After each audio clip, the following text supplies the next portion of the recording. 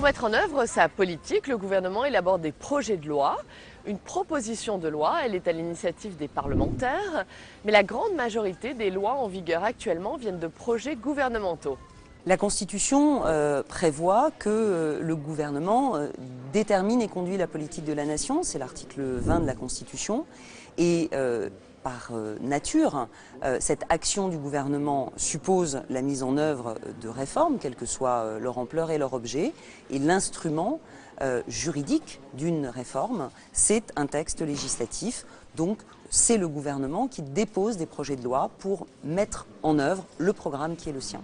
Le cabinet du ministre rédige un avant-projet de loi qui est ensuite transmis pour avis au Conseil d'État.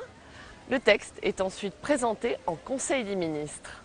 Le Conseil d'État est en quelque sorte le conseiller du gouvernement, c'est-à-dire qu'il vient sur des aspects juridiques, avant que le gouvernement ne dépose un projet de loi, indiquer s'il y a des difficultés dans le texte qui pourraient se traduire, une fois le texte voté, soit par des inconstitutionnalités, des incohérences avec d'autres textes juridiques internes, voire des contradictions avec des traités internationaux.